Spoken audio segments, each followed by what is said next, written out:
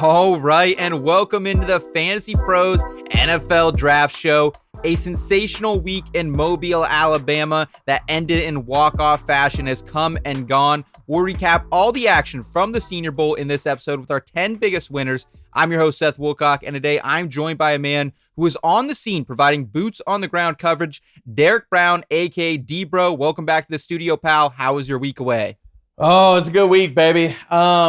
Two big things, and I'll be honest. There's no boots on the ground. Always wear Converses, so Converses Okay. on the ground. They were there in Mobile, but also, man, that entire week in Mobile, it's a two-part thing for me. It's obviously trying to cover the players, the practices, all of that the best that I can, and the other part is just trying to avoid getting sunburned, dude. There's a thing that is well known amongst the media circles in Mobile. It's the Mobile sunburn. It's the media burn. Where basically everybody's sitting on one side of the field and everybody walks away from the practice weeks almost looking like Two-Face, where everybody's got half their face burned and the other face isn't. So like, you're just kind of like, I just don't want to get sunburned. So I'm like, I am in the stands, like hiding, turned sideways, hoods up. I'm like, no. I look like Nosferatu out there, man, like just trying to avoid the freaking sun the entire time. It was a good time in Mobile, baby. We rock an SPF 50, SPF 30, or just 200. You just gotta like paint it on. Like it was hard times, Seth. Hard times, man. Well, great to hear you. You had a good time. Fantastic job covering the event. Really fun to keep up with it all. Was the travel smooth? Because I saw some people on the internet, they're taking everything from planes, trains, and automobiles to get down there. I mean, dude, I have had my fair share of travel issues. This year, it was smooth like butter. But let's go. Again, this year, I prepare for certain things because I did not fly into Mobile, so that was a lesson learned. That was good. Okay. But it has been rough in certain years, and some of this just comes down to weather, Seth. Like, right. This is about 4 years ago. That giant freeze that happened in Texas around the DFW area and other places. I got frozen in. Like, so I was 4 years ago. I was trying to like leave, and I was in the airport the entire Friday trying to get back. I ended up like getting frozen in because they couldn't open the runways in DFW, and I ended up like having to like I'm texting the Airbnb owner afterwards like, hey, can I stay another night? Like, do you have anybody coming in? Like, I got nowhere to stay unless I got to sleep in the freaking airport. So no hiccups this year. Let's go. I've been down that road before, and I know what it looks like, Seth.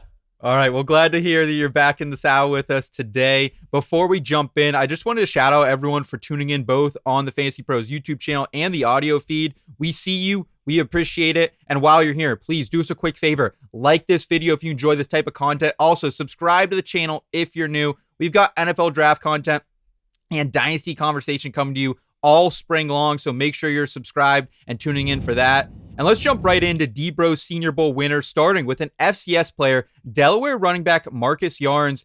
It was a nice season for Delaware. They finished 9-2 in the CAA in their final season before they make the jump to Conference USA, getting that G5. And Yarns was a huge part of this, D-Bro. 133 carries, 800 yards, 6 touchdowns, and also receiving threat, 300 receiving yards, 5 touchdowns through the air. I always love FCS running backs. I have the Dylan Laub shares to prove it on my taxi squad. What did you see out of Yarns that makes him a riser in your ranks? I think Yarns showed exactly what he needed to prove to NFL teams that he can be a weapon. And I didn't say exactly just running back, but a weapon in the NFL. Because we're talking about, let's kind of zoom out here, Seth. We're talking about a running back that stands at 5'11". He's sub 200 pounds, sub 190. And so what type of role can we craft or hope for Marcus Yarns in the NFL? Okay, probably a passing down back guy that's going to have to work in space, be very efficient with his touches. I mean, even in the best case of scenarios, if we're talking about this guy earning a role and a spot on an NFL depth chart, maybe as the RB2, maybe in a committee, then Marcus Yarns showed everything he needed to possibly give himself a chance to capture a role like that, Seth. In Mobile, this guy was cooking other players, linebackers, corners in one-on-ones and the receiving drills. And that doesn't really come as a surprise because if you read the Senior Bowl primer, you already know that Marcus Yarns was 19th in yards per route run in his final collegiate season at Delaware, 1.69 yards per route run over his college career with a 16.4% slot rate. So Marcus Yarns showed what he needed to, because the other parts of the Senior Bowl, and we're kind of getting into this, like we talked about this in the show leading up to Mobile with Brett Whitefield. So people haven't watched that, please go check that out. We talked about this is an event where it's hard for running backs to show out in this event because there's not live tackling. Right. But in all of the context of that, Yarn showed exactly what he needed to, Seth. He showed he could be a pass game weapon in the NFL possibly. So you're talking about a running back coming from FCS with the size, with the skills that he does possess. I think this really helped him, dude. Like, instead of being a priority UDFA, I think a team is going to take a swing with him in round 5 or round 6 of the NFL draft to avoid that UDFA bidding war. So it was a great week for Marcus Yarns. Yeah, seemed to be great, as you mentioned, in those pass-catching one-on-one drills. Also, showed a little bit of burst in that zone running scheme down there in Mobile as well. So I think he'll definitely appeal to some teams, potentially get on the draft board in the first 7 rounds. So excited about that. And you actually got to catch up with him in an interview. Let's take a look at that. It's Derek Brown here with Fantasy Pros talking to Marcus Yarns, running back from Delaware. Marcus, you've been crushing dudes in one-on-ones and all the pass game drills this week. What do you want to continue to show in the draft process to tell teams that you can be a 3-down, not only a 3-down back, but a pass game weapon in the NFL? Just to continue on working and winning my one-on-ones, as you said, and the team just being able to find space and get open. So, I mean, we can sit here and talk about all the good things you've had so far this week, man, for forever. But what's one area of your game that really you feel like you got to continue to get better at as you're going to the NFL to really make the most of your career? I say pass pro. What about pass pro?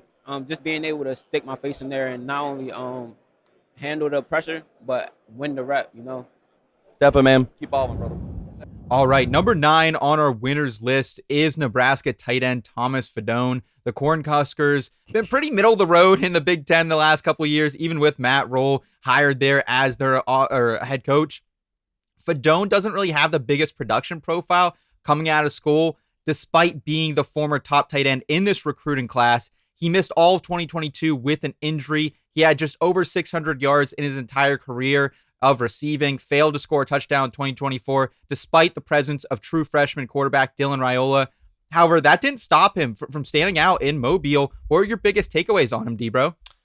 I mean, dude, I'll be absolutely transparent about this, Seth. Like, with Fidone, I didn't know a lot about his game entering Mobile because there's certain guys that, like, we don't have the chance to, or at least I don't have access to all 22 film for some of these guys. So it's like, you know, I'm unable to write a full scouting report up. Even guys where I've got like one game of all 22, that's not enough to really write up a player's full, because you don't want to make sweeping judgments about one freaking game, 12 routes, 20 routes that a player has, or like a handful of blocking snaps. So Fidone, I walked into Mobile and I was like, I really, he's a black box prospect. I don't know what we're going to get out of him. The analytical profile wasn't amazing. Looking at, like, in his collegiate career, 4.0 yak per reception, that's not amazing. 1.31 yards per route run. But from Fidone, what we saw in Mobile was that receiving upside. Like, he moved really well. And for a guy that I talked about this one in the micro episodes for Senior Bowl and the recap episodes, he was built like a freaking pterodactyl, dude. Like, I swear that guy could bend over and tie his freaking shoes without barely even like trying to bend down. He looked like a unit. He moved well in and out of his breaks. The length showed up. He was snagging a ton of passes outside of his body frame. He looked really good in one-on-one. So in a deep tight end class, Fidone helped himself. I'm not telling you that he's going to stand out and he's like other players we're going to get to here where they improve their stock. They're going to be a top 50, a top 60 pick. Sure. I don't think that's the case for Fidone, but tell me that, like, if somebody were to ask me, okay, is he a guy that improved himself from round 5, round 6 to maybe if a team falls in love with him from what they saw in Mobile, maybe he goes to the back end of round 4, top of round 5? I definitely could see that.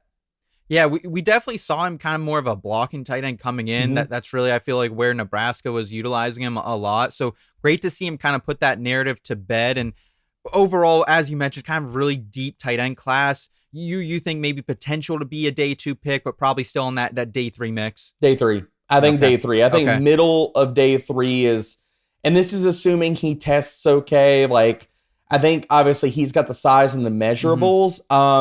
More of a build-up speed type of guy, but long strider. Like, do look like a damn gazelle out there. I mean, so I won't be surprised. Looking just at the analytical profile, like I was like, okay, maybe he's like a 4A guy. I won't be surprised if he runs in the 4.7s. Okay. Wow. Okay.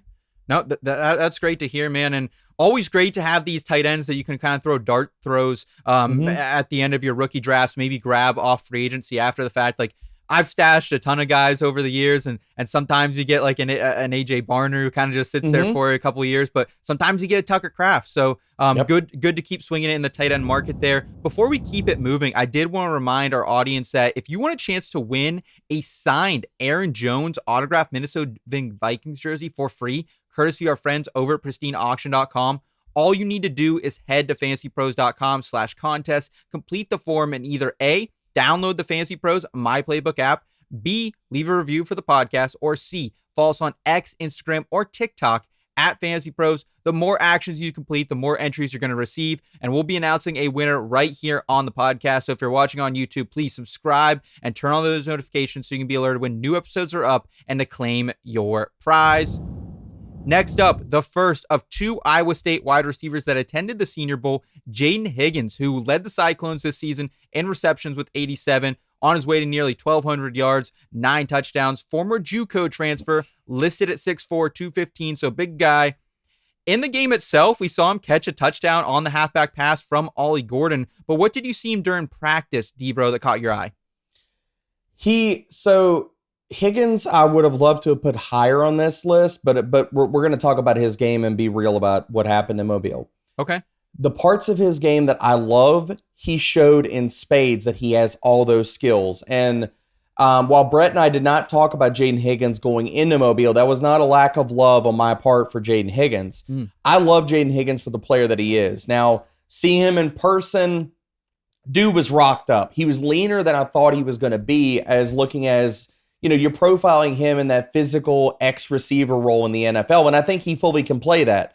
But the things about Jayden Higgins' game that I love, that we saw him ball out and show in Mobile, was his ability to get inside leverage on in-breakers, the short area quickness on in-breakers, out-breakers, like to run out routes at that size and getting early and late separation, as well as, bro, if you're at that size and you run a damn whip route and you snap it off and you get separation like that, at that size, if you can run a crisp whip route, you not only have my attention, sir, you now have piqued my curiosity. So with Jayden Higgins, all of those parts of his game, I knew going into Mobile, he could do those things.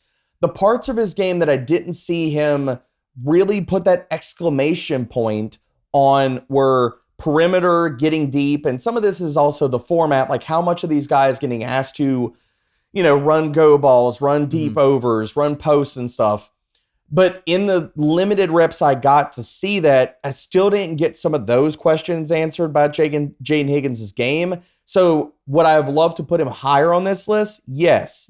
So really this week was more of an exclamatory answering of questions about parts of his game that I wasn't sure.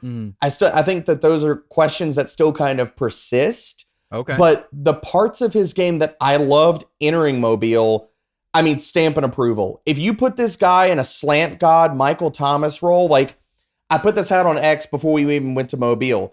If he goes to Denver and you stick him into an MT 2.0 role, he's going to freaking dominate from day one, depending on the role that a team asks him to do. If you ask him to go play 50-50, play big slot, win on in breakers, just eat dudes up underneath, slot corners, linebackers that either players are not big enough to handle your size and your strength, or they can't handle your speed, or both, he is going to crush. And a player that I don't think that is going to go in obviously not round 1. I don't think he's probably going to go in round 2 of the NFL draft. But if a team gets him in round 3 and asks them to play in that type of role, he is going to find a role in an NFL offense and could be a wide receiver 2 in an NFL team based off of what I saw in his game going into Mobile and what he proved about his game, that those things are real, and he won against really good competition while doing it. And how many guys have we seen come into the league and it feels like they just find their niche as that slot wide receiver who can kind of take advantage of some nickel cornerbacks, which are always seeming to come and go in the NFL. It doesn't feel like that we always have like necessarily great nickel cornerbacks. I know Cooper DeJean out there is playing that position really, really well right now, but traditionally it's where you put, your least productive cornerback, or you maybe get like a Mike Hilton that's kind of a specialist in that position who kind of lives there throughout his career. But I'm really excited for Higgins. Seems like a well-spoken guy, and you actually got a chance to meet up with him after one of the practices. So let's hear what he had to say to you. Derek Brown here from Fantasy Pros talking to Jayden Higgins and Jaylin Noel. Boys, y'all stack days after days, solid practices. Coming into this week, what parts of your games do you want to highlight to the coaches and everybody? Really just continuing to win at the line of scrimmage. I feel like I did a great job at that, the earlier part of one-on-ones, using my hands, being able to stack the defenders, and continuing to get out of my breaks clean. Yeah, I would say the biggest thing, of course, the reason why we're out here is, to run routes and show our abilities in that case, and then really just to compete against the top guys that we might have not seen during the season, and just go at them. So do or die, man. One catch, you got to have a time. What is your favorite route to run and why? I would say if it's short distance, I'm picking a choice route. I like to lean on my intelligence of the game, understand the coverage I'm going to get, whether I'm getting man, whether I'm getting zone sending coverage. And if we just got to go take the top off, I'm running a corner post. I don't feel like guys can stay with me. And you were crushing guys today in that route too, man. I would just say that fade ball in the red zone. If you got to have it last second touchdown, just throw it up. I'm trying to make a play. Size, baby. Crush people on the end breakers, boys. Keep crushing. Yes, All right, moving forward, your number 7 winner from the Senior Bowl is another tight end, LSU's Mason Taylor. And D-Bro, you might not know this about me, but I love fading Brian Kelly teams during the college football season. It pays off every year. It's my favorite thing. Look, dude, I'm not against it, dude. Just from the vibes. Do you remember that at first, what was it, a TikTok that he posted with one of the players? Yes, and you're like, yes, get out of here. But this is the cringiest thing I've ever seen. Oh my gosh. Talk about a guy I'm with you. Talk about a guy who needs like SPF 200 down there. I feel like he's always burnt red too. Said he couldn't win at Notre Dame. Goes down to LSU and, same situation. That aside, Louisiana accent. Taylor is a guy who has had consistent production all 3 years in college. Our pal Ray Garvin also liked what he saw, put out a video on his YouTube channel saying that he could be the next George Kittle. Do you have similar thoughts on Taylor leaving Mobile? I'm not that high on Mason Taylor. Okay. I'm going to keep it a buck here, okay? Okay. I like Mason Taylor, and I think he again, a guy that proved the parts of his game. I'll say this about Mason Taylor. I'm lower than consensus on Mason Taylor. Okay. I like him as a player, so let's not get this twisted. Okay. And let's keep it real here. I am lower on him than probably consensus. Like I've seen other people out there in the space, whether it's media and such, talking about him as a top, maybe a first round player. I do not think he's that. I also don't think that he's probably a top 50 player. If you were to tell me he goes the back end of the second round, I think it's a little bit spicy. I think he's more likely a third round tight end for me. Okay. As far as like where he goes in the NFL draft, that's where I'm going to grade him, because I look at Mason Taylor and I think what he showed in Mobile is about what I think the best outcome that he could have given people. Because if you look at the analytical profile, it's not great, Seth. Like I'm not trying to tear the kid down, but let's just keep it honest here. Like in the last 3 years in college, he never finished higher than 36th in receiving grade in any season, never higher than 63rd in yards per route run. Those things matter. And I know if everybody's not a nerd in the spreadsheets and we're all talking about film and what he did in Mobile. I think he really helped himself in Mobile, because I think Mason Taylor can be a solid middle of the road starting tight end in the NFL. My questions about his game are, how much is the athletic upside going to limit his ceiling in the NFL? Like I think all the things that you want I want to say a complementary weapon, but like a middle of the road tight end of any starting caliber middle of the road tight end in the NFL. You want a guy that can beat zone coverage, be an underneath weapon, maybe your third, fourth option in a passing attack. He might not be, and Mason Taylor's not this guy. I don't think that he's going to create a ton of broken tackles, a ton of yak. We didn't see that even in college. He had no more than 5 missed tackles in any season in college, no more than 5.4 yards per reception after the catch in his collegiate career. So I think in that instance with the athletic upside, like I think he probably runs like a high 4.7. That's kind of my cutoff for baseline athleticism to be viable for fantasy, but in the NFL circles, I think he's going to hit the ground running. He can block. He can play on all 3 downs. He is a really solid underneath weapon. Does he have the raw speed where you're going to ask him to stretch the seam a ton? Not really. Can he get open versus zone coverage? Did he do that in Mobile? Did he do that in one-on-ones? Yes. And the guy has freaking glue on his hands. Like he catches everything. That showed out in his tape. That showed out in Mobile. So I think if we're going to be honest with ourselves about what his ceiling is and what type of player he is, I think he is going to be a trusted weapon in an NFL passing attack, but more as a 3rd or 4th option that the quarterback's like, we need 3rd and 5. We need 3rd and 6, a guy to go convert underneath.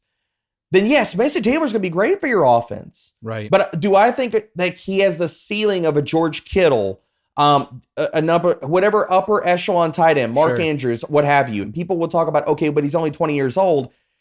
I don't care about that. Like, okay, fine. Can his game have different evolutions? Sure. Is he still going to be capped based off of the athleticism?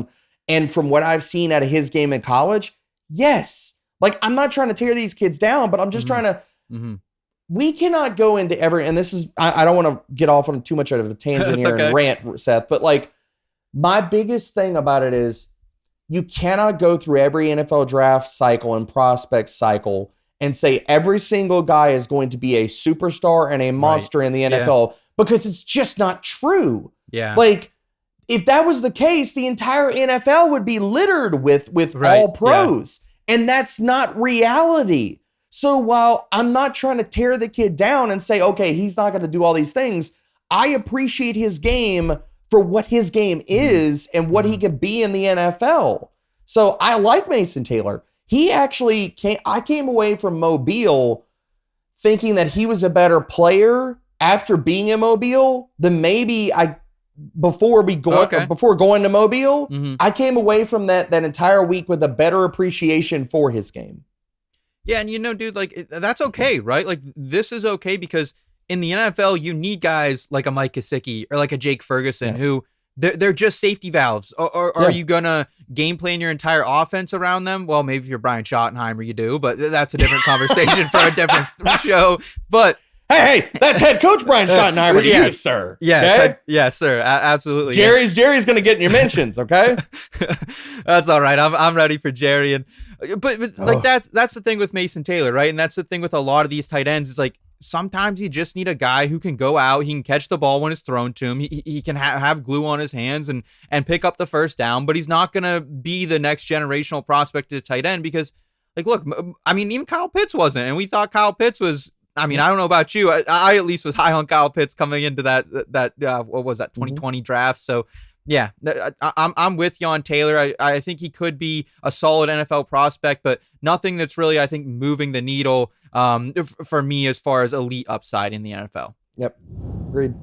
By now, most of you have probably heard of Reality Sports Online, the powerful fantasy sports platform where owners get to build and manage their fantasy team like an NFL general manager. But the question is, have you tried it yet? It's time to go see what all the buzz is about in the Dynasty community. Free agency, multi-year contract, rookie drafts, multi-team trades, franchise tags, contract extension, first-round rookie options, automated contract and salary cap functions, and much, much more. Think it sounds complicated? Well, it's not. The best thing about Reality Sports Online fantasy front office is that it doesn't take any more time than a standard league. It just requires more strategy.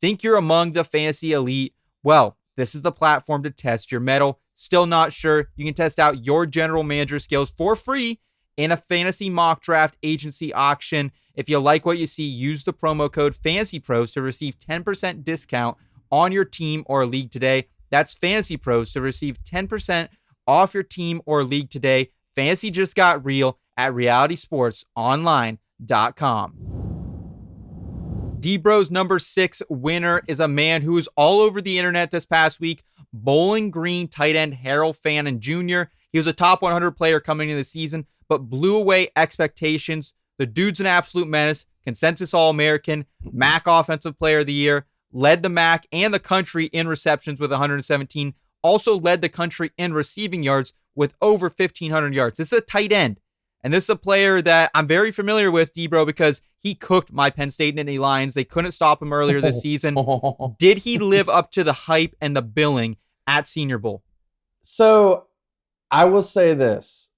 Considering the hype that was around Fanning, I think that he answered a lot of questions, and I like his game a ton. Okay. I think he is a winner in this.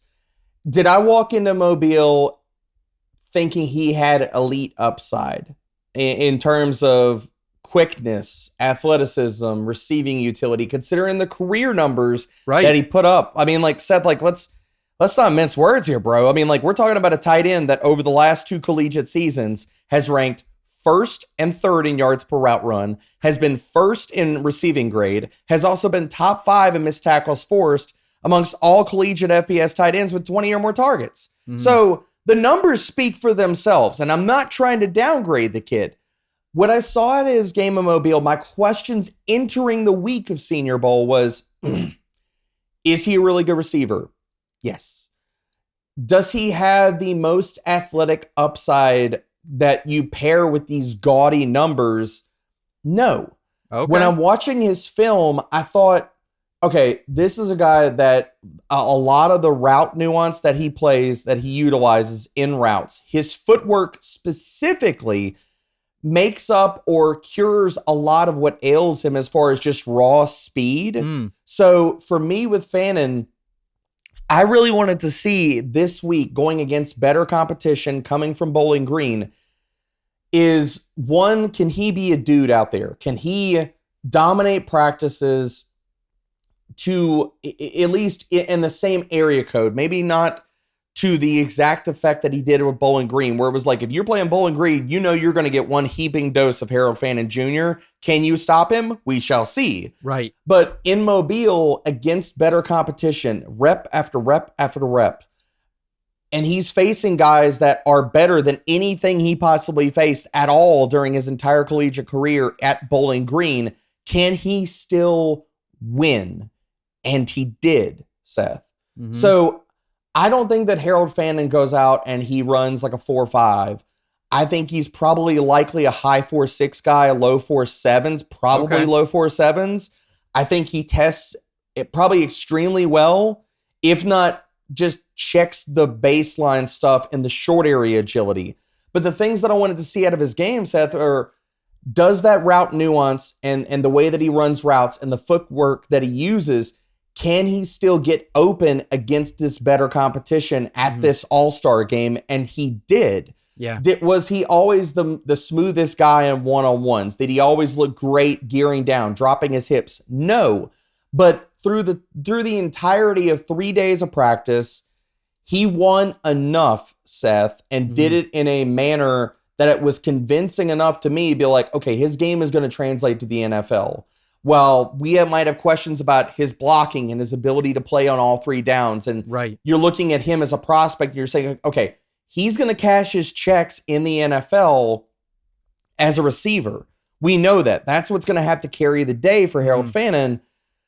And especially, we're not talking about a prospect that's like in the high 240s, low 250s. So looking at a tight end that's going to play at his weight class, that at his size, and has his skill set, I think he proved enough to where he can be a day 3 pick for a team and come in and earn more reps and maybe carve out that receiving specific role in an NFL offense that we want, and that really is going to be the best use of his skills, and block well enough to allow him to function in the role that is best going to serve him, because he's going to cash his checks based off of what he does in the passing game for every NFL team. Let's not get this twisted. This is not a guy that we're talking about, okay, is he going to be in line 12 personnel blocking tight end? Okay, maybe he takes the Josh Oliver route in the NFL and he becomes better at blocking as he goes through his career. Fine. But that's not where he's going to get drafted to do. That's not where NFL teams need to be asking him to do. And I think he proved all the parts of his ability as a receiver to say, if a team wants to take him and they say, we have a design and we have a role that we want you to do, and can you come earn more and maybe be that 3-down guy and block just well enough to substantiate all the things that you do for us in the passing game? Yes, he proved that. Okay. And I'm not surprised he did prove that, because when he went up against better competition like Penn State, like Texas A&M, he had a big game against Texas A&M and the Aggies' stout defense as well. He proved himself. So I'm not surprised by this. And, you know, we could power rank G5 conferences another day, D-Bro, but I really like the MAC. I watch a lot of MAC ball. I love the midweek MAC show when we get later in the season as well. And I think, like, aside from the Mountain West, the MAC's probably the best G5 conference in the country. So I don't downgrade him a ton from coming out of that conference. And I really liked what he did in the game. He made a really athletic play in the Senior Bowl game where he tight-roped the sideline, extended for the pylon, got 6 for his team. Nice. So I really liked Fannin. I know a lot of people had him actually like as their tight end 1 or 2 I've seen out there. You know, it was spicy. It was some hot from takes. Senior Bowl? Before Senior Bowl. Senior Bowl. He's not. He's not. Like, I like the kid, and I'm not shading him. I like his utility, and I like what he can do possibly for an NFL team. Should he be tight end 1 of this class? No. Should he be tight end 2 of this class? No. He wasn't even tight, and I'll be honest with it. He wasn't even tight end 1 in Mobile. Okay. Well, there's a guy we're going to talk about here later in the show that wore that crown the entire freaking week, never took it off. If you're ranking Fannin above him for even Senior Bowl this week, much less in your prospect rankings walking out of this, that really feels like you're just trying to confirm your priors and you're not doing justice to the reality of what happened. Okay. All right. Well, you actually caught up with Harold Fannin Jr., the Bowling Green tight end at Mobile. So let's go ahead and run that. Derek Brown here with Fantasy Pros talking to Harold Fannin Jr., tight end from Bowling Green. Dude, you just capped off 2 fantastic seasons and a wonderful career in college. How are you trying to manage expectations as you transition to the NFL right now?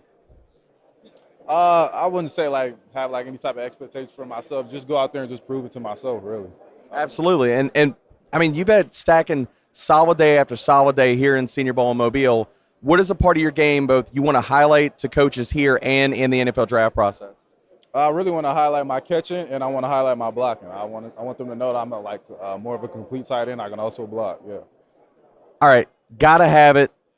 Premium down, 3rd and 7, game on the line. What route are you running and why? Game on the line, I'm going deep, running the fade, man. I feel like I play a lot of basketball. You just got to go up and go get it. Let's go, baby. Hey, stack it, baby.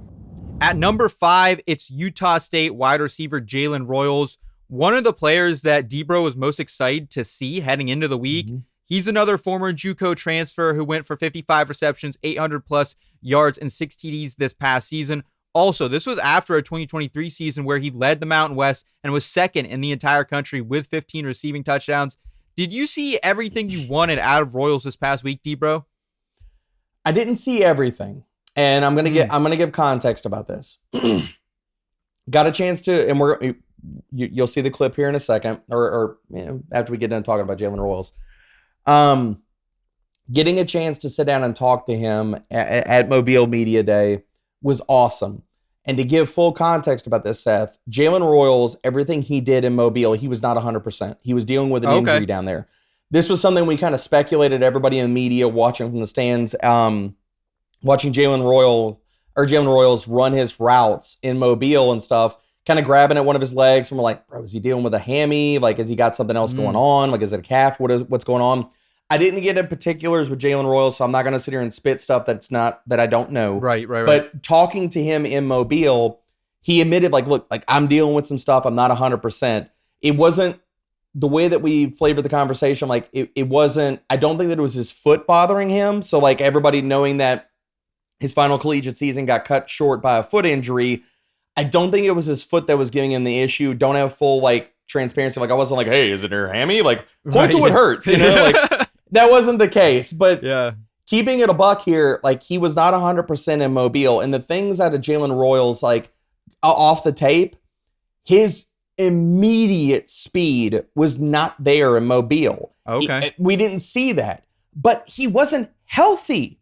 So the Right. thing that I really want to highlight here, Seth, and really bang home for people is that this kid went out there and gutted it through Yep. Mobile practice to show parts of his game. And I think the things that we walk away from Mobile is a better understanding that this kid is a better route runner than I think a lot of people gave him credit walking into that week, because not being 100%, not having that type of, like, if you watch his film, he has got special acceleration and burst after the catch, rack threat for days. Mhm. You put the ball in his hands and just watch him freaking outrun people. And so we weren't able to see that in Mobile because he's not healthy. What we did see, Seth, is a better release package than a lot of people give him credit for. Better understanding of in his routes, getting leverage on in-breakers, out-breakers, winning from a route running and tactician standpoint, and not just off of his raw measurables. And to me, what I walked away with that type of context, I was like, dude, this kid's better than I thought he was. Like, I walked into him, like, into Mobile, like, high on his game based off of what I saw off the tape. But then you go match him up against any corners that are better than anything he faced at freaking Utah State, and he's still winning, Seth. Not fully healthy, not able to draw upon his speed. And you saw that in certain reps where they asked him to go run a go ball, go run a deep route, go win on the perimeter. And it's like, based off of the route type he's running, he couldn't get on top of the guy to stack him to win the rep. But if he was fully healthy, maybe we're talking about a different story here. But the ones where he was able to use that type of grit, that type of intelligence as a player and say, I'm going to set you up. I'm going to use this release that I'm going to go this way. And I'm going to use the abilities that I have as a wide receiver, both my physical strength and my upper body, to beat man press, to win inside leverage, and to win these reps, even if I don't have my speed to draw upon this week. I walked out of this week in Mobile, Seth, feeling like this dude is a better player than people give him credit for as a route runner. He has more upside because of those parts of his game that he showed as a tactician. Now you pair this, if he's fully freaking healthy, with that type of speed, dude, somebody's going to draft him in the 3rd or 4th round, probably the 4th round of the NFL draft, considering you can't do helmet scouting. He's going to come out of Utah State. Yeah. We don't know if he's going to be able to fully test. I think he will be healthy enough to test, but will he test and stuff like that to help kind of boost his stock or not is a question. Some team is going to get a steal on him if they draft him in the round 4 of the NFL draft. And I'm telling you right now, he is going to be a steal right now.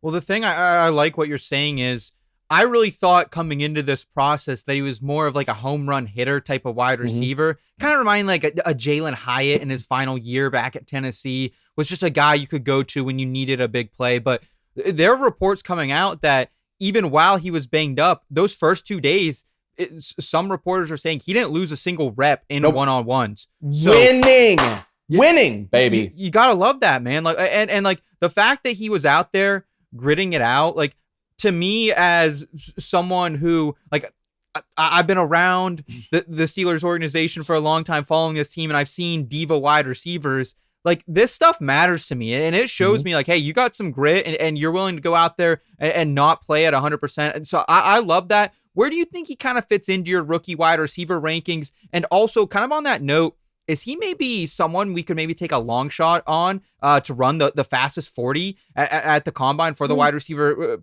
position? Or do you think maybe he doesn't have quite that speed coming off the injury? Coming off the injury, I don't know if he hits that type of mark. Okay. I think he probably runs like in the 4.4s. Now, do I think like timed game speed, miles per hour, stuff like that?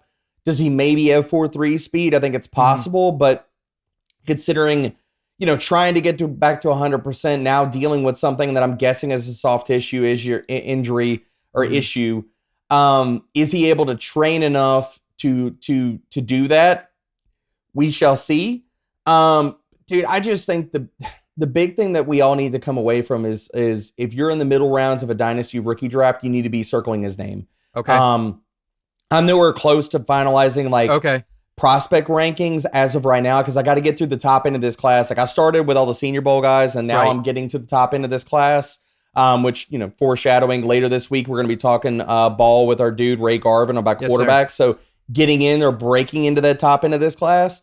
But so I don't know where he's going to fall on my prospect rankings. What I will promise you, though, Seth, I will be above consensus on Jalen Royals. Okay. All right. Well, I'll hold you to that. And you did allude to actually getting to talk with Royals after one of the practices. So here's that for the fine people. Derek Brown here with Fantasy Pros talking to Jalen Royal, wide receiver out of Utah State. Jalen, you've been crushing it this week in practice, man. I know you're probably not 100%, could see the grabbing at the leg and stuff like that. How are you still going to win off the line for the rest of the week in those corner and one-on-one matchups, even if you're not fully 100%? Just giving my all.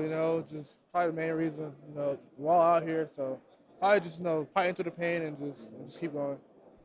So coming from a small school, man, I know that like with the injury cutting your season short, you really want to ball out. What is a part of your game that you really want to highlight to NFL teams this week? Probably just my route running. I feel like overall it's probably the best thing that I have, and my releases too. I feel like my route running, getting in and out my breaks. Yep. You put on a show today with that split release, man. Got physical, got the inside leverage on him. What looking to the NFL, you need a first down. You got to get that have-to play to get a touchdown or a score at the end of the game. What route are you going to? And why? Favorite route to run? Probably just a curl route. I love the curl route. Just throwing them by at the top of the route is probably my favorite route. Ran a couple of them, at the one-on-one. So. Man. Good week, brother. Appreciate you, man. All right, let's keep it moving with another Senior Bowl winner, SMU running back Brashard Smith, who was known much more as a receiving back in his 3 seasons at Miami, had just 18 carries through those 3 seasons, but 69 receptions. He then transfers to SMU. The Mustangs go on this historic run. They finished second in the ACC, advanced to the college football playoff. Smith not only led the team with 1,300 plus rushing yards and 14 touchdowns, but he was also still a safety valve for quarterback Kevin Jennings. 39 receptions for him this past year, 300 yards, 4 touchdowns. Debro, was this dual threat skill set on display down in Mobile? He crushed, Seth. And so for everybody that's not fully aware, because we didn't talk about him in the preview episode to the Senior Bowl, for everybody that's not fully aware about Brashard Smith's game, he was actually a slot receiver at the U, so Miami University, for 2 to 3 seasons before transferring to SMU and going to running back full time. So only 1 year as a full-time running back. Dude showed out in Mobile. Like what you wanted to see, and I think the best way that I can wrap this with a bow, Seth, Brashard Smith had the type of week in Mobile that I was hoping Devin Neal had. He crushed in one-on-ones. He was routing up dudes for days. Looks silky smooth. And this is a guy that, like, you could use him as a pass game weapon. And that's the things that we should all take away from this. Like, in the NFL, I think Brashard Smith did himself a ton of favors. Not only, like, is the NFL going away from saying, okay, you're not 200 pounds, so we're not going to feel good about giving you 10 to 12 carries a game. Okay, multiple running backs in the last few years, Seth. Kyron Williams staring at you. Bucky Irving last year staring at you. The NFL is saying, we're willing to give these guys that maybe previous years or previous draft class, and how we talk about running back prospects, and saying, well, they're not 200 pounds. They're not 210. Are they going to get the volume? And is an NFL team going to trust them to hold up to that type of workload? NFL's changing, dude. And we're seeing that, like, there are multiple running backs that are busting that mold. Yep. Brashard Smith could be the next guy to do so, man. Like, he crushed it in Mobile. Won all, like, I didn't see the guy lose a rep in one-on-one receiving drills at all. Didn't see him lose a single freaking rep on the carries. And this is something I want to highlight here, but again, going back to context, there's not tackling in these 11-on-11, 7-on-7s. So having running backs in this type of format, and Brett and I alluded to this in the preview episode, it's harder for running backs to stand out. Sure. I'm going to tell everybody right now, I don't give a damn if they had tackling or if it was freaking flag football, 2-hand touch. It didn't matter if we're playing flashlight tag.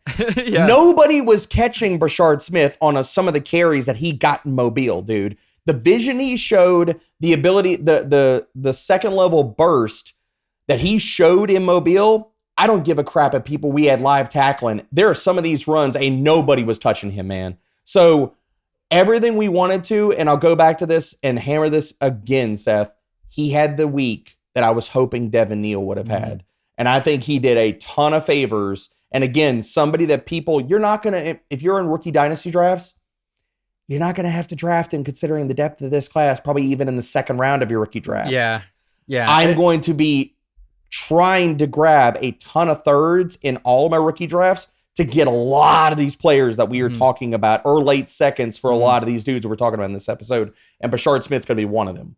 Well, and the funny thing about Smith and kind of the way you painted him is like he kind of reminds the slender new style running back. And he actually was in an interview with our guy Ray, and he said that he watches a lot of Devon Achane, James Cook, and Alvin Kamara, which I think are three of the closer comps. I mean, Alvin Kamara is a little bit bigger, I think, than a lot of people give him credit for, but kind of this similar style of running back. So do you see him being more than just a day 3 NFL draft pick? Because as you alluded to, this is the most loaded running back class we've seen in 20 plus years coming into the league. I don't think he gets out of day 3. I think he's going to go somewhere in day 3. Now we can all, fight and posture about whether that's round 4, 5, or 6 or what have you. I think he does go on day 3 just based off of two things. One, the depth of this running back class. And two, when you come out of a smaller school like SMU, it's really hard because you'll see some guys that go higher in the NFL draft just based off of, put it this way, if Brashard Smith would have gone to an SEC school and did what he did in his final year, I think maybe you're talking about higher, maybe if he catches a lot of steam. Yeah. Because of the small school, because of the wide receiver goes to running back and things like that. Right. And you add on top of this, he's sub 200 pounds. I think that's going to probably bump him to the back of round 4, probably a round 5 guy in the NFL draft. Okay. But is that pushing me off of Brashard Smith? No. It's really not, dude. Like, I think he's a guy that is going to enter the NFL and earn an RB2 spot. And my comp for him, so people can kind of wrap their heads around this, I think Brashard Smith is everything that people were hoping Kenny Gainwell would be. Ooh, okay. All right. I like that cut. I also like the deep cut of flashlight tag. We called it Spotlight up here in Pennsylvania. I don't know about you, but I was like the camper. I was going to climb a tree. You're just like I was going to have eyes on the field, but you weren't finding me. I don't know if that was your strategy too, D, bro, but I was I was running gunning, baby. I was I was out there like pew, pew, pew, pew, like all with the flashlights, dude. I was like, nobody's getting me. I'm going to get you first with these flashlights, bro. No. I was playing kamikaze style, dude. I love it. Before we move on, I just wanted to remind everyone to please join our Fantasy Pros Discord community. You can chat with other fans and get access to exclusive AMAs that wind up on our podcast feed. Come get your questions answered and be on the show at fantasypros.com/chat. We have 3 prospects left on D-Bro's winners list, and perhaps nobody bigger than Senior Bowl MVP, TCU wide receiver Jack Bech, who caught a game-winning touchdown and a total of 6 receptions for 68 yards in the game. This came just a month after his brother tragically died in the New Orleans New Year's Day attack. So hats off to Bech for coming out and wearing his heart on his sleeve with that. D-Bro, I got to give credit where it's due. You were high on him. Seemingly a guy who kind of came out of nowhere this past year, 62 receptions, over 1,000 yards, 9 touchdowns at TCU. However, we weren't sure if he'd only work with wide receivers or also tight ends. So what did you learn about Bech this past week? Dude is a dog. I mean, we talked about this going into the process, going into Mobile. Like, he plays with that type of intensity. He was an amazing, and we're going to roll the clip after we get done talking about Mr. Bech, but he was an amazing interview, just inspiring guy. I mean, and let's give real context here. I mean, like, you're talking about a guy that went to Mobile, was still there, was working his tail off, trying to do whatever he can to sit here and improve his stock for the NFL draft, played Inspire football, and it just really, I mean, took home the MVP honors for the game and was one of the best players for the wide receivers the entire freaking week. And he did all of this, dude. It hasn't even been a month since his brother passed. And it's just, I can't even imagine mustering the heart and the wherewithal to not only go out there and do all of this, whether you know your career is on your line and this is one of the biggest job interviews that you'll ever have in your life. Yeah. And we can all talk about, okay, yeah, well, I mean, NFL prospect, he should be doing all these things. Dude, let's not get it twisted, man. Like, to still go out there and do it after having that type of devastating loss in your family and to do it the way that he did, I mean, hats off to him, man. Like, he crushed the entire process. He crushed the entire week. If we weren't talking about freaking the number 2 guy on this list that we're going to talk about next, it was Jack Bech all freaking week. Wow. These top 3 guys on this list, we were talking about them all week. And all Jack Bech did was win, Seth. He won from the slot. He won from the perimeter. He won as a field stretcher. He won in contested situations. And I don't think Jack Bech is a player that's going to go out and just light the world on fire when we talk about testing and stuff like that. Right. I think he probably runs like a 4.6. And how I was viewing him as a player was, I was like, okay, if this guy weighs in like close to 230, are we talking about a guy that, from the lens of looking at his skills, because the first year at LSU, he was a tight end, do we really need to see him more in that tight end lens? And what does that look like? Jack Bech weighed in under 220. He is 150% without question a wide receiver and did win as a wide receiver. So also, I'm going to have to go amend my write-up for him as we move forward for prospect stuff, because I don't see him moving back to tight end. I don't think he should move back to tight end. He proved in Mobile, if anybody had a question, without a doubt, he can win and did win as a wide receiver. I think you're looking at a guy that he is going to be, and outside of everything in his personal life that we've talked about here and people have talked about it in the media and stuff, I think outside of all of that, you're also getting a guy that is an instant culture fit for every single NFL locker room. Yeah. We'll be lucky to get this guy based off of his tenacity. He is willing to stick his freaking nose in there and block his butt off every single snap. I am a huge fan of Jack Bech. I will be drafting him in Dynasty, and I will be rooting for this kid in the NFL every single Sunday. Well, and that's the great thing about this process is we can take our former opinions that we learned from the college production or the college tape, and we can refine that. That's what the Senior Bowl is all about, right? It's taking some of these X factors, these variables out of the mix and putting the guys on the field against some of the top competition in the country. And Jack Bech seemed to prove himself this past week. Is he still a day 3 pick for you, or do you think he's maybe moved the needle enough to go to day 2? Because just like the way he sounds, like the tough, hard-nosed blocker, that's something I know a lot of teams could use across the NFL. I mean, Mac Hollins made an absolute paycheck this past year being that guy for the Buffalo Bills. I'll say this. If he tests like I think he can test, and I'm saying, okay, if he runs a 4.6 and his short area agility is good. If he okay, let's put it this way. If he runs in the high 4.5s, I think he can get into that. If he runs in the 4.5s, you could see him sneak into day 2 and go in round 3. If he runs in the 4.6s and the testing and the short area stuff is okay, but not great, he probably falls into round 4 of the NFL draft. I think he's right there on the cusp, though, Seth. He did himself a ton of favors, whereas, like, I think a lot of NFL teams probably looking at him, and again, like, I'm not in NFL front offices, but in my estimation, I kind of guessed he was going to be a late round 4, maybe round 5 guy entering Senior Bowl.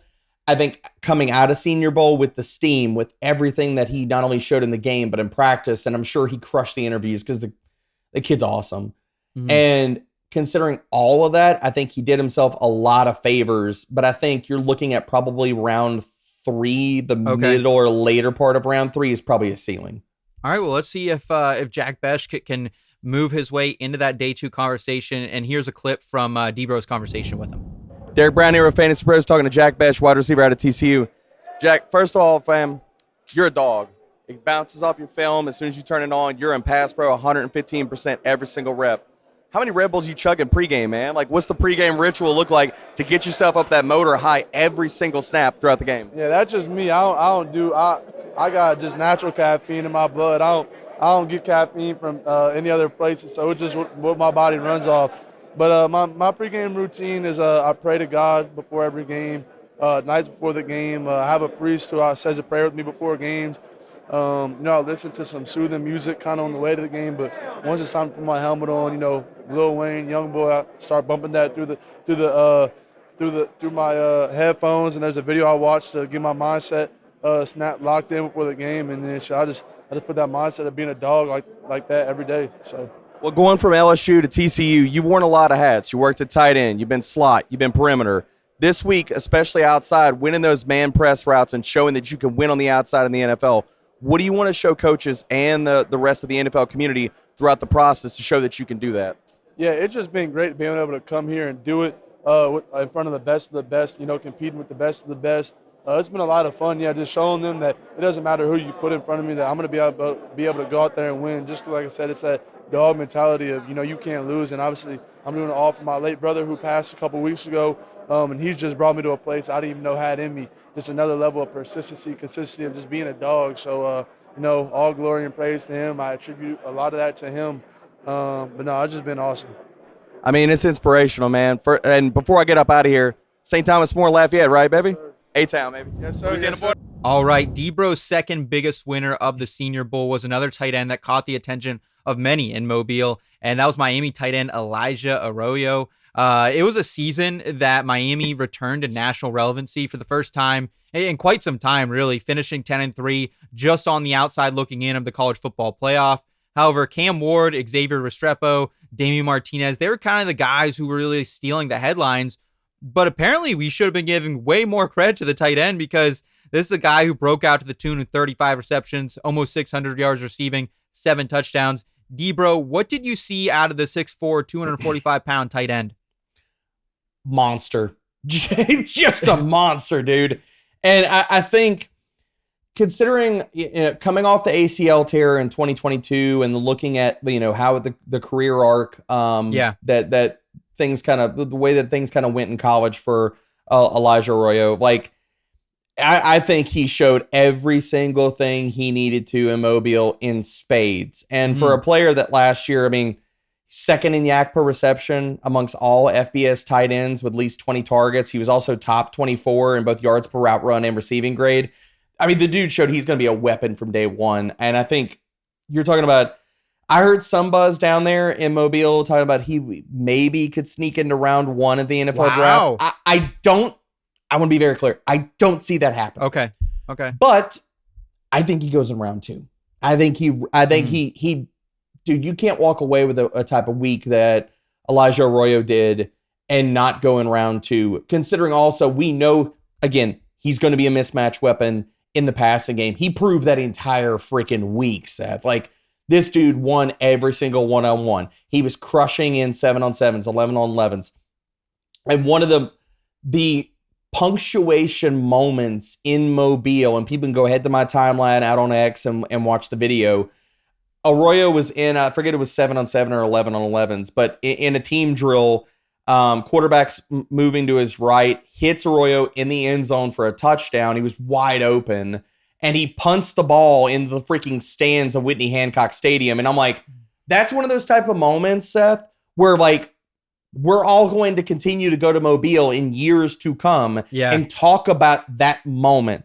I've never seen a kid do that in any of the practices. It's going to stick in people's minds. Yeah. He played with swagger. He played with speed, route nuance. He was awesome. And so as long as he tests well, which there is nothing he showed in Mobile that makes me think he's not going to freaking test well, he's a top 50 player in this class. Wow. Okay. And obviously, this is a really loaded tight end class, one of the best we've seen. I say that, but we just had Brock Bauer. We've had some really good tight end classes as of late, but obviously dominated the headlines by Tyler Warren, Colston Loveland.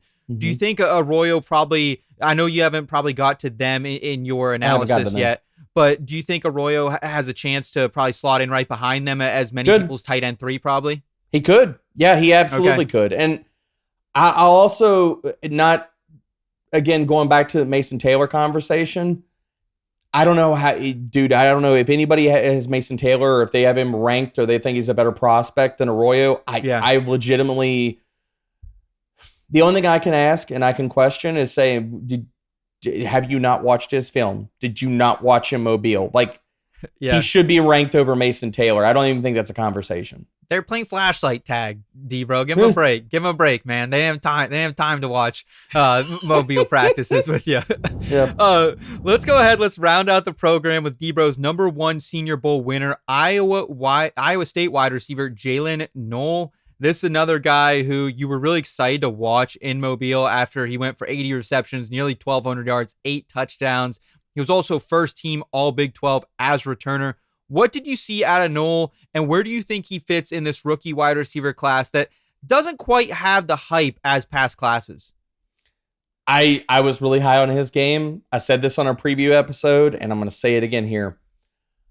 Watching his film, he played slot in college. Mm-hmm. He can play on the outside in the NFL. I thought that entering Mobile, and he did nothing to move me off of that. If anything, Seth, it was a wonderful, wonderful week of proof of concept, sir. He played against man press. He won off the line. He won deep. He won short. He won in the slot. I mean, Jaylin Noel won everywhere. And he was the undisputed, as much as I freaking love Jack Bech. I don't think there's a real conversation here. I know Jack Bech won the MVP of the game. I know he walked away with the game-winning touchdown. Yeah. I know he had a wonderful week. I still walk away from Mobile. Jaylin Noel was the number 1 wide receiver there in Mobile. Wow. Based off of what he did in practices, based off of what he did in one-on-ones, based off of his skill set. I think he tests well. I think he runs a 4.4. On his film, he's got pull-away speed from cornerbacks, safeties, what have you. He can play in the short. He can play in the deep. He is a triple-level threat, and I think he can play on the outside in the NFL. My comp for him entering the process, and I'm not moving off of that now, is Khalil Shakir. This kid can freaking play, Seth. And I don't know if I'm going to say this. I have a second-round grade on him. I don't know if he goes in the second round of the NFL draft, considering people's thoughts on wide receivers. Right. If he goes in freaking round 3, if I'm an NFL team and I have a needed wide receiver, he's on the board, I'm trading up to get him. This kid can freaking play, Seth. He was awesome. Amazing in interviews. Awesome on the field. There's no part of his game that I did not like. And again, another player, I don't know where I'm going to be ranking all these guys. Right. I am telling you right now, concrete, in the blind, I will be above consensus on Jaylin Noel. He is going to be and is one of my flag plant players of this process.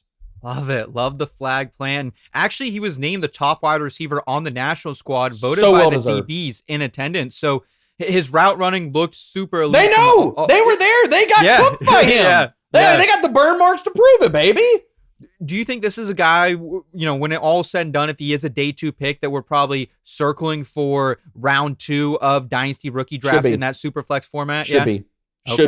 Should be. Yes. All right. We'll start loading up on those second round picks, baby. This is the time. And D-Bro, great to hear all your analysis. Great to hear you made it home safely and no travel issues for you as well. And thank you so much for bringing your analysis to the table. Thank you, everyone, so much for watching. That's going to do it for us today on the Fantasy Pros NFL Draft Show. We will be back next week with our QB preview episode.